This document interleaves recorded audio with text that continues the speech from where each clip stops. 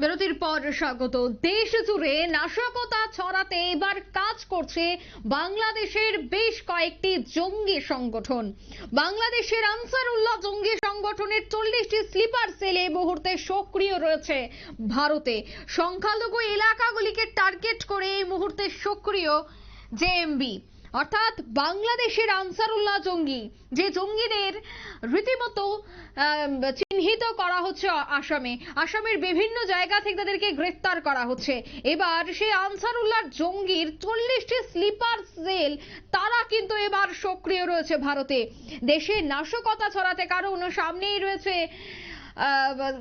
বর্ষবরণ, আর এই বর্ষবরণের আগেই নাশকতা ছড়াতে পারে এই জঙ্গি সংগঠন, এমনটাই কিন্তু আশঙ্কা। তবে প্রত্যেকটা বিষয়ে দিল্লি নজর রাখছে। সংখ্যালঘু এলাকাকে কেন টার্গেট করছে জেএমবি বা কিভাবে তাদের এই সেল কাজ করছে, বিস্তারিত জানবো। টেলিফোন লাইনে যুক্ত হয়ে গেছে পশ্চিমবঙ্গ থেকে বিশিষ্ট সাংবাদিক অঞ্জন শুক্ল। অঞ্জন বাবু, বাংলাদেশের আনসারুল্লাহ জঙ্গি তারা ঘাঁটি গেড়ে বসেছে দেশের বিভিন্ন জায়গায়, তবে এই মুহূর্তে কি আপডেট রয়েছে, পুলিশের কাছে কি তথ্য রয়েছে?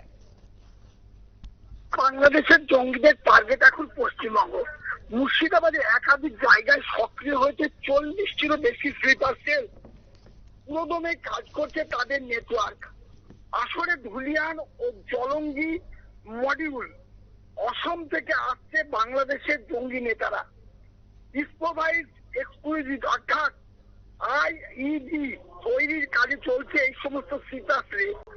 কাঁচামাল আসছে বিভিন্ন জায়গা থেকে, এমনকি নিত্য নতুন বিস্ফোরক তৈরির জন্য রীতিমতো গবেষণাও চলছে। তলে তলে রাজ্য জুড়ে শাখা প্রশাখা বিস্তার করে ফেলেছে বাংলাদেশি জঙ্গি সংগঠন আনসারুল্লাহ বাংলা টিম অর্থাৎ এবিটি। 11 জন জঙ্গি ধরা না পড়লে এই তথ্য অজানাই থেকে যেত গোয়েন্দাদের কাছে।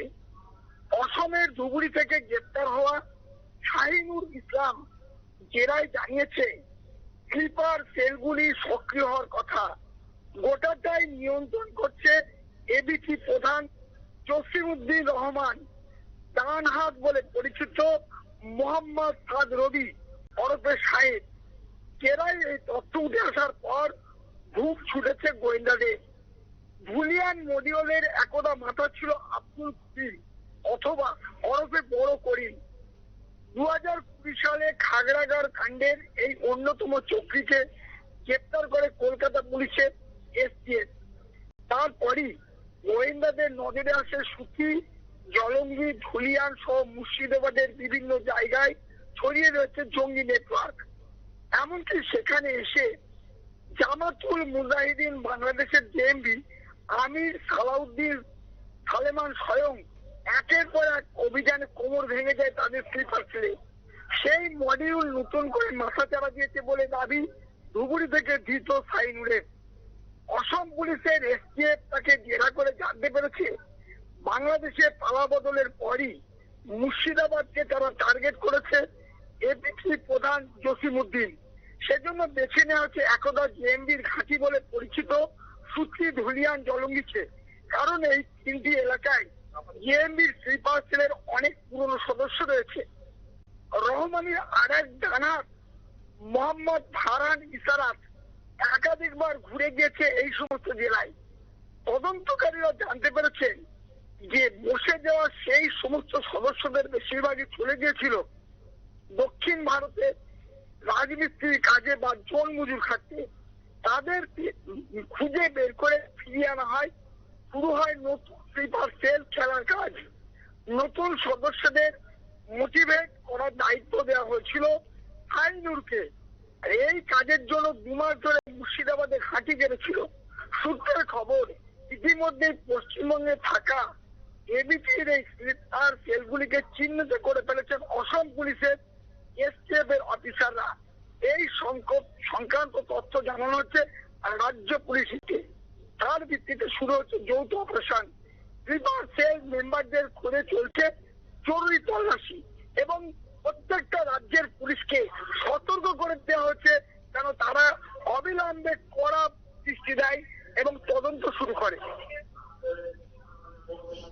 অঞ্জন বাবু, এখনো পর্যন্ত কি কোনো জায়গা থেকে সেই জঙ্গিদের গ্রেফতার করা সম্ভব হয়েছে? বিভিন্ন জায়গায়